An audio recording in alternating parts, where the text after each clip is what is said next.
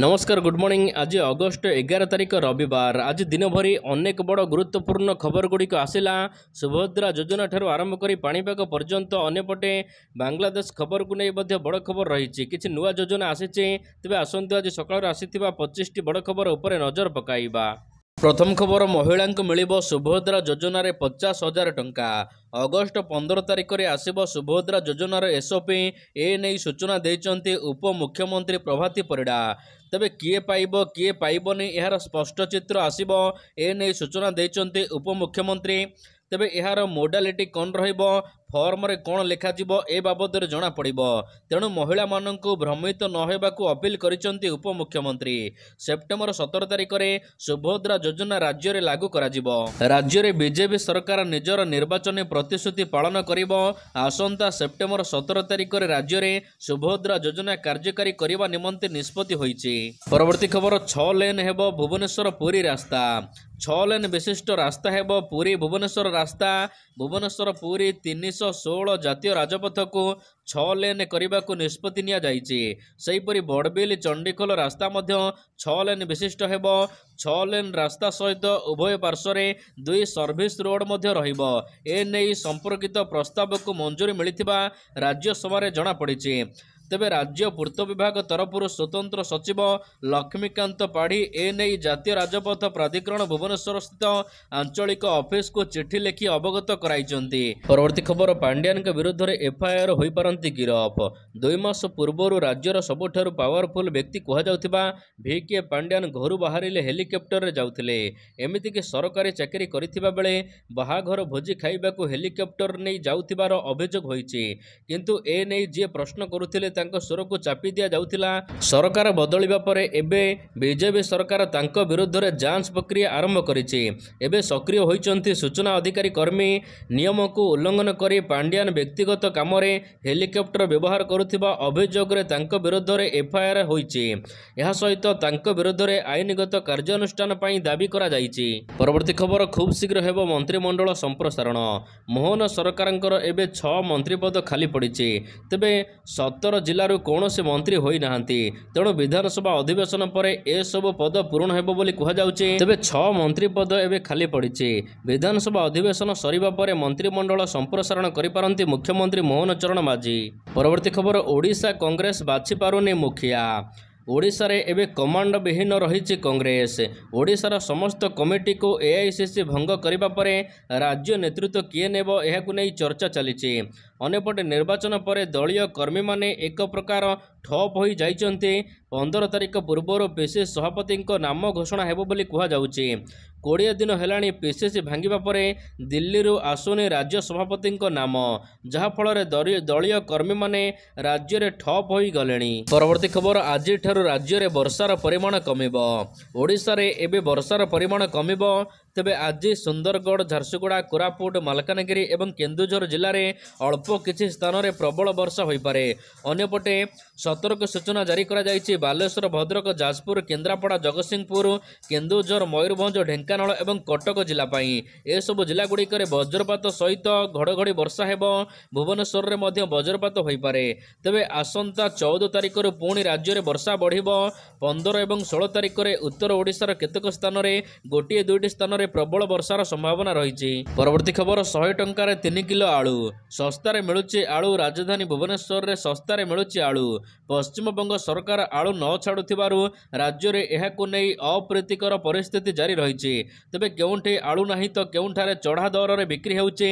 अन्यपटे राज्य सरकार मध्य ए नै ठोस पदक्षेप नै नथिबा बेले पश्चिमबंग सरकारक ठारू आलू आनिबाकु चालिछि चेष्टा। एहारे मध्य रे खाउटी मानक पई भल खबर, भुवनेश्वर रे सस्तारे मिलुची आलू। राज्य सरकार पक्षर सस्तारे आलू जोगाई देबाकु व्यवस्था करा जाइछि।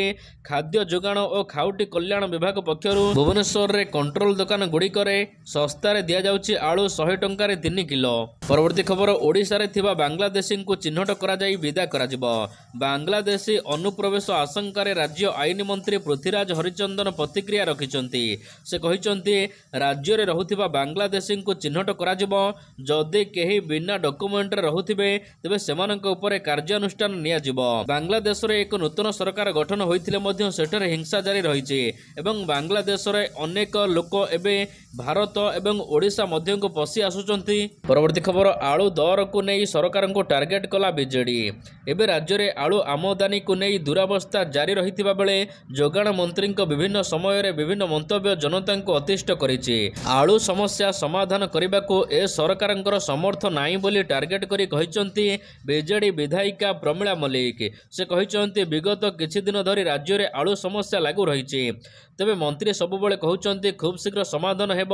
ତେବେ ଉତ୍ତରପ୍ରଦେଶରୁ ଆଳୁ ଆଣିବ ତ କେଉଁଠାରୁ ପଞ୍ଜାବରୁ ଆଳୁ ଆସିବ, କିନ୍ତୁ ଏ ପର୍ଯ୍ୟନ୍ତ ଆଳୁ ସମସ୍ୟାର ସମାଧାନ ହେଉନି। ରାଜ୍ୟରେ ପରିବା ଦରକୁ ନିୟନ୍ତ୍ରଣ କରିବାକୁ ବ୍ୟବସାୟୀଙ୍କ ଉପରେ ଆଇନଗତ କାର୍ଯ୍ୟାନୁଷ୍ଠାନକୁ ନେଇ ଏସ୍ମା ଲାଗୁ କରି ବଜାରକୁ ନିୟନ୍ତ୍ରଣ କରିବାକୁ ସରକାରଙ୍କୁ ଦାବି କରିଛି ବିଜେଡି। ପରବର୍ତ୍ତୀ ଖବର, ଟ୍ରେନରେ ଆସିବ ଆଳୁ କହିଲେ ଯୋଗାଣ ମନ୍ତ୍ରୀ।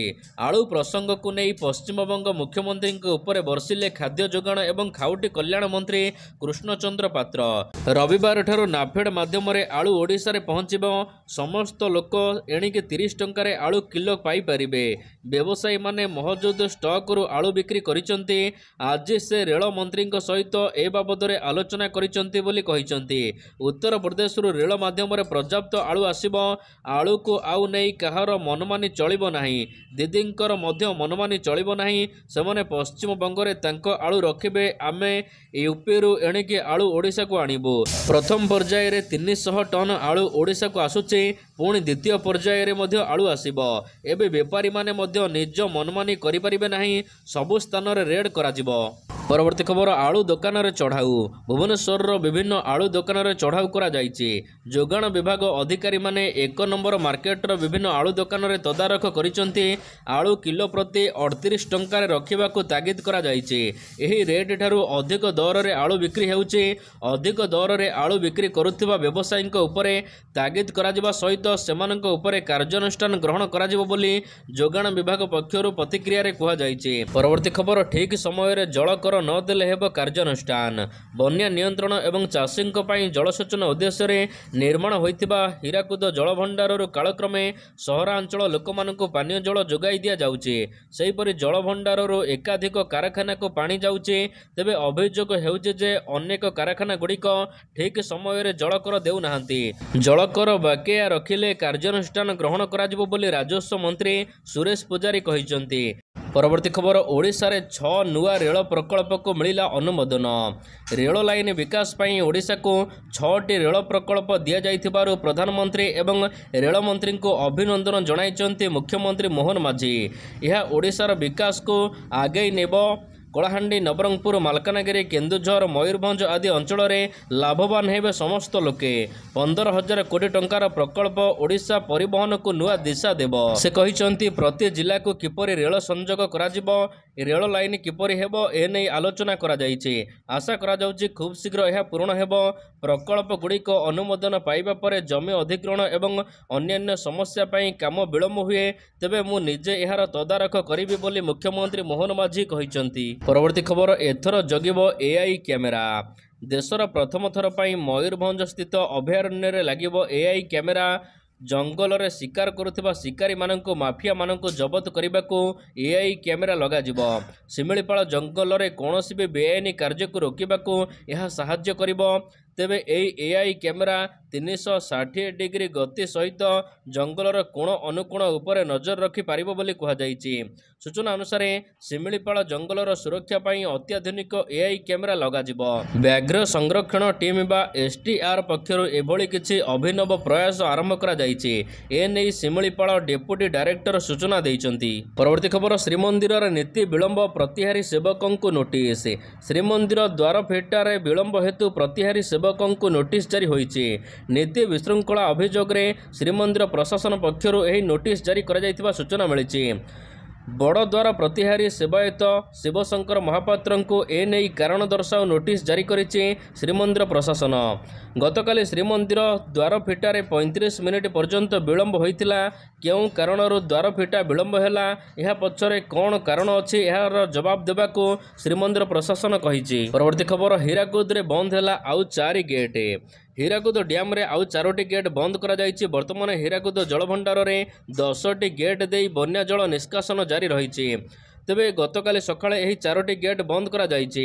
ଅନ୍ୟପଟେ ବର୍ତ୍ତମାନ ଯେତିକି ପରିମାଣର ବର୍ଷା ଜଳ ହୀରାକୁଦ ଜଳଭଣ୍ଡାରରେ ପ୍ରବେଶ କରୁଛି ସେତିକି ଜଳକୁ ପୁଣି ଥରେ ମହାନଦୀକୁ ଛଡ଼ାଯାଉଛି। ପରବର୍ତ୍ତୀ ଖବର, ପୋଲିସ ଫେରାଇଲା ସୁନା ଏବଂ ଚୋରି ମୋବାଇଲ। ଉଦ୍ଧାର ପରେ ଲୋକଙ୍କୁ ଚୋରି ସୁନା ଏବଂ ମୋବାଇଲ, ବାଇକ୍, କାର ଫେରାଇଛି କମିଶନରେଟ୍ ପୋଲିସ। 103ଟି ଚୋରି ହୋଇଥିବା ମୋବାଇଲ ଫୋନକୁ ମାଲିକଙ୍କୁ ଫେରସ୍ତ କରିଛି କମିଶନରେଟ୍ ପୋଲିସ। ଏହା ସହିତ 12ଟି ସୁନା ଅଳଙ୍କାର, ଏହା ସହିତ 12ଟି ବାଇକ୍ ଏବଂ ଗୋଟିଏ ଚୋରି ହୋଇଥିବା ଇନୋଭା କାରକୁ ମଧ୍ୟ ମାଲିକଙ୍କୁ ଫେରାଇଛି ପୋଲିସ। ଚଳିତ ବର୍ଷ ଆରମ୍ଭରୁ ଏଯାଏ ରାଜଧାନୀରେ ଚୋରି ହୋଇଥିବା 1153ରୁ ଉର୍ଦ୍ଧ୍ୱ ମୋବାଇଲ ଫୋନ ଖୋଜି ଲୋକଙ୍କୁ ଫେରସ୍ତ କରିସାରିଛି ପୋଲିସ। ସେପଟେ ଚୋରି ହୋଇଥିବା ମୋବାଇଲ ଫେରି ପାଇ ଖୁସି ବ୍ୟକ୍ତ କରିଛନ୍ତି ଲୋକେ। ପରବର୍ତ୍ତୀ ଖବର, ଏବେ ପୂରଣ ହେବ ଘର କରିବାର ସ୍ୱପ୍ନ। କେନ୍ଦ୍ର ସରକାର ପ୍ରଧାନମନ୍ତ୍ରୀ ଆବାସ ଯୋଜନା ଅର୍ବାନ 2.0କୁ ଲଞ୍ଚ କରିଛନ୍ତି। ଏହି ଯୋଜନା ଅନୁସାରେ କେନ୍ଦ୍ର ସରକାର ସହରାଞ୍ଚଳର ଗରିବ ଏବଂ ମଧ୍ୟବିତ୍ତ ପରିବାରମାନଙ୍କ ପାଇଁ 1 କୋଟି ଶସ୍ତା ଘର ନିର୍ମାଣ କରିବେ। ପ୍ରଧାନମନ୍ତ୍ରୀ ନରେନ୍ଦ୍ର ମୋଦିଙ୍କ ଅଧ୍ୟକ୍ଷତାରେ ଗଠିତ କ୍ୟାବିନେଟ୍ ବୈଠକରେ ଏନେଇ ସୂଚନା ପ୍ରଦାନ କରାଯାଇଛି। ତେବେ ଏହି ଯୋଜନାରେ ସରକାର 2.30 ଲକ୍ଷ କୋଟି ଟଙ୍କାର ସବସିଡି ଦେବେ। ଏହି ଯୋଜନା ଅନୁସାରେ ସରକାର ସହରାଞ୍ଚଳରେ ଘର ନିର୍ମାଣ କରିବାକୁ ଆର୍ଥିକ ସହାୟତା ପ୍ରଦାନ କରିବେ। ପ୍ରଧାନମନ୍ତ୍ରୀ ଆବାସ ଯୋଜନା ସହରାଞ୍ଚଳର ପ୍ରଥମ ଯୋଜନାରେ 1.18 କୋଟି ଘର ନିର୍ମାଣ କରିବାକୁ ମଞ୍ଜୁରୀ ମିଳିଛି। ପରବର୍ତ୍ତୀ ଖବର, ପ୍ରଧାନମନ୍ତ୍ରୀ ମୋଦିଙ୍କୁ ହତ୍ୟା ଧମକ। ପ୍ରଧାନମନ୍ତ୍ରୀ ନରେନ୍ଦ୍ର ମୋଦିଙ୍କୁ ନିକଟକୁ ଇନଷ୍ଟାଗ୍ରାମ ମାଧ୍ୟମରେ ହତ୍ୟା ଧମକ ଦିଆଯାଇଛି। ଏହି ହତ୍ୟା ଧମକ ପୋଲିସ ଏବଂ ସୁରକ୍ଷା ଏଜେନ୍ସିଙ୍କ ନିଦ ହଜାଇ ଦେଇଛି। ଧମକ ମିଳିବା ମାତ୍ରେ କେନ୍ଦ୍ର ଗୃହ ମନ୍ତ୍ରାଳୟ ତୁରନ୍ତ କାର୍ଯ୍ୟାନୁଷ୍ଠାନ ପାଇଁ ନିର୍ଦ୍ଦେଶ ଦେଇଥିବା ବେଳେ ପୋଲିସ ବିଭିନ୍ନ ସ୍ଥାନରେ ଚଢ଼ାଉ ଆରମ୍ଭ କରିଛି। ତେବେ ଏହି ମାମଲାରେ ଡିଗ୍ ପୋଲିସ ମୋବାତ କ୍ଷେତ୍ରରୁ 19 ଜଣ ସନ୍ଦିଗ୍ଧଙ୍କୁ ଗିରଫ କରିଥିବା ବେଳେ ସେମାନଙ୍କ ମଧ୍ୟରୁ 6 ଜଣଙ୍କୁ ପଚରାଉଚରା କରାଯାଉଛି। ପରବର୍ତ୍ତୀ ଖବର, ପ୍ରାଇଭେଟ ସ୍କୁଲରେ ପଢ଼ିପାରିବେ ଗରିବ ପିଲା। ଗରିବ ଶ୍ରେଣୀର ପିଲାମାନଙ୍କର ଶିକ୍ଷା ପାଇଁ ସରକାର ଅନେକ ପ୍ରକାର ଯୋଜନା କାର୍ଯ୍ୟକାରୀ କରୁଛନ୍ତି। ଏହା ସହିତ ଶିକ୍ଷା ପାଇଁ ସରକାରଙ୍କର ଅବଦାନ ଅତୁଳନୀୟ। ତେବେ ଏହାରି ମଧ୍ୟରେ ଏପରି ଏକ ଖବର ଆସିଛି ଯାହା ଗରିବ ପିଲାମାନଙ୍କ ପାଇଁ ଖୁସି ଖବର। ଏଣିକି ପ୍ରାଇଭେଟ ସ୍କୁଲରେ 25% ସିଟ୍ରେ ଗରିବ ପିଲା ଆଡମିସନ କରିପାରିବେ। ଏଭଳି ନିଷ୍ପତ୍ତି ନେଇଛନ୍ତି ସରକାର। ଆସାମର ମୁଖ୍ୟମନ୍ତ୍ରୀ ହେମନ୍ତ ବିଶ୍ବ ଶର୍ମା ଶୁକ୍ରବାର ଦିନ କହିଛନ୍ତି ଯେ ସରକାର ଗରିବ ପରିବାରର ମେଧାବୀ ଛାତ୍ରଛାତ୍ରୀଙ୍କ ପାଇଁ ଆଞ୍ଚଳିକ ଭାଷା ଘରୋଇ ବିଦ୍ୟାଳୟରେ ମହାବିଦ୍ୟାଳୟରେ 25% ସିଟ୍ ସଂରକ୍ଷଣ କରିବା ନୀତିକୁ ଅନୁମୋଦନ କରିଛନ୍ତି। ପରବର୍ତ୍ତୀ ଖବର, ମନୁ ଭାକର ହେବେ ବ୍ରାଣ୍ଡ ଆମ୍ବାସଡର। ଅଲିମ୍ପିକ ଖେଳରେ ଭାରତର ତିରଙ୍ଗା ବିଶ୍ୱସ୍ତରରେ ଲହରାଇଛନ୍ତି ସୁଟର ମନୁ ଭାକର। ଏହା ସହିତ ତାଙ୍କୁ ମିଳିଛି ଅଜସ୍ର ସମ୍ମାନ। ମନୁ ଭାକରଙ୍କୁ ନେଇ ହରିୟାଣା ମହିଳା ଏବଂ ବାଳ ବିକାଶ ମନ୍ତ୍ରୀ ଅସୀମା ଗୋଏଲ ବଡ଼ ବୟାନ ଦେଇଛନ୍ତି। ସେ କହିଛନ୍ତି ଭାରତର ଏହି ସୁଟର ତଥା ସୁନା ଝିଅଙ୍କୁ ଏବେ ବେଟି ବଚାଓ ବେଟି ପଢ଼ାଓ ଅଭିଯାନର ବ୍ରାଣ୍ଡ ଆମ୍ବାସଡର ଭାବରେ ନିଯୁକ୍ତି କରିବାକୁ ଘୋଷଣା ହୋଇଛି। ପ୍ୟାରିସ୍ ଅଲିମ୍ପିକରେ ମନୁ ଭାକର 2ଟି କାଂସ୍ୟ ପଦକ ଜିତି ସାରା ଦେଶବାସୀଙ୍କୁ ଗର୍ବିତ କରିଛନ୍ତି। ପରବର୍ତ୍ତୀ ଖବର, ଆଗକୁ ଆସୁଛି ଭାରତ ପାଇଁ ବିପଦ। ଖୁବ୍ ଶୀଘ୍ର ଭାରତରେ ଘଟିପାରେ କିଛି ବଡ଼ ଅଘଟଣ। ଏମିତି କିଛି ଚେତାବନୀ ଦେଇଛି ଆମେରିକାର ସର୍ଟ ସେଲର ସଂସ୍ଥା ହିଣ୍ଡେନବର୍ଗ। ସୋସିଆଲ ମିଡ଼ିଆ ଏକ୍ସରେ ପୋଷ୍ଟ କରି ଆମେରିକୀୟ ଏହି କମ୍ପାନୀ ଭାରତୀୟ କମ୍ପାନୀ ସହିତ ଜଡ଼ିତ ଆଉ ଏକ ବଡ଼ ଖୁଲାସାକୁ ନେଇ ମଧ୍ୟ ଇସାରା କରିଛନ୍ତି। ଆଉ ଏହି ଇସାରା ପରେ ଏବେ ବିଶ୍ୱକୁ ଘାରିଛି ଭୟ। ହିଣ୍ଡେନବର୍ଗ ପୋଷ୍ଟରେ କୁହାଯାଇଛି କି ଭାରତରେ ଆଗକୁ ଆତଙ୍କ ସୃଷ୍ଟି ହୋଇପାରେ, ବଡ଼ କୌଣସି ପ୍ରକାର ଅଘଟଣ ଘଟିପାରେ। ଏସବୁ ପଛରେ କାରଣ ଏବେ କାହା ଉପରେ ବଡ଼ ପ୍ରଭାବ ପଡ଼ିବ ଏନେଇ କୌଣସି ସୂଚନା ଦିଆଯାଏ ନାହିଁ। ପରବର୍ତ୍ତୀ ଖବର, ବାଂଲାଦେଶରେ ଲକ୍ଷ ଲକ୍ଷ ହିନ୍ଦୁ ଏବେ ରାସ୍ତାକୁ ଓହ୍ଲାଇଲେ। ବାଂଲାଦେଶର ସଂରକ୍ଷଣକୁ ନେଇ ହୋଇଥିବା ବିକ୍ଷୋଭ ପ୍ରଧାନମନ୍ତ୍ରୀ ଶେଖ୍ ହାସିନାଙ୍କ ଗାଦି ଛଡ଼ାଇ ନେଇଛି। ସେବେଠାରୁ ବାଂଲାଦେଶରେ ସ୍ଥିତି ଖରାପ ହେବାରେ ଲାଗିଛି। ବାଂଲାଦେଶରେ ରହୁଥିବା ସଂଖ୍ୟାଲଘୁଙ୍କ ବିରୋଧରେ ହିଂସା ଆରମ୍ଭ ହୋଇଛି। ହେଲେ ଏତେ ଦିନର ଅତ୍ୟାଚାର ସହିବା ପରେ ଏବେ ରାଜରାସ୍ତାକୁ ଓହ୍ଲାଇଛନ୍ତି ଲକ୍ଷ ଲକ୍ଷ ହିନ୍ଦୁ। ଶାନ୍ତିପୂର୍ଣ୍ଣ ଭାବରେ କରିଛନ୍ତି ପ୍ରତିବାଦ। ଏକା ସାଙ୍ଗରେ ସମସ୍ତଙ୍କ ଠାରୁ ଶୁଭିବାକୁ ମିଳିଛି ହରେ କୃଷ୍ଣ ହରେ ରାମ ହରେ କୃଷ୍ଣ ହରେ ରାମ ରାମ ରାମ ହରେ ହରେ। ତେବେ ଏହାର ଏକ ଭିଡ଼ିଓ ମଧ୍ୟ ସୋସିଆଲ ମିଡ଼ିଆରେ ଭାଇରାଲ ହେବାରେ ଲାଗିଛି। ପରବର୍ତ୍ତୀ ଖବର, ଇସ୍ତଫା ଦେଲେ ପ୍ରଧାନ ବିଚାରପତି। ବାଂଲାଦେଶରେ ବିରୋଧ କରୁଥିବା ଛାତ୍ରମାନେ ବର୍ତ୍ତମାନ ସୁପ୍ରିମକୋର୍ଟକୁ ଟାର୍ଗେଟ କରିଛନ୍ତି। ସେମାନେ ପ୍ରଧାନ ବିଚାରପତିଙ୍କ ସମେତ ସମସ୍ତ ବିଚାରପତିଙ୍କ ଇସ୍ତଫା ଦେବାକୁ ଦାବି କରିଛନ୍ତି। ତେବେ ଏଥିପାଇଁ ବାଂଲାଦେଶରେ ମଧ୍ୟ ବାଧ୍ୟ ହୋଇ ଇସ୍ତଫା ଦେଇଛନ୍ତି ବାଂଲାଦେଶର ସୁପ୍ରିମକୋର୍ଟର ପ୍ରଧାନ ବିଚାରପତି। ପରବର୍ତ୍ତୀ ଖବର, ହ୍ୱାଟ୍ସଆପ୍ କହିବ ଆପଣଙ୍କର ବ୍ୟାଙ୍କରେ ବାଲାନ୍ସ କେତେ ଅଛି। State bank of India India SBI देशर सबुठारु बड़ सरकारी बैंक देशर कोटी कोटी ग्राहकों पई एक खुशी खबर आनी देइछे। एबे एसबीआई निज ग्राहकों पई आउ एक सुविधा जोगाइबाकु जाउछे। एणिके स्टेट बैंक ऑफ इंडिया ग्राहक माने व्हाट्सएप बैंकिंग सुविधा पाई परिबे। यह द्वारा ग्राहक माने खूब सहजरे निजर अकाउंटर बैलेंस चेक करने सहित अन्य चेक करि परिबे। तेबे सारा विश्व में सोशल मीडिया व्हाट्सएप बेस लोकप्रिय हासिल करिছে। तेणु एथिरे ग्राहक मानक बैंकिंग सेवा जोगाइबाकु प्लान करुचे स्टेट बैंक ऑफ इंडिया।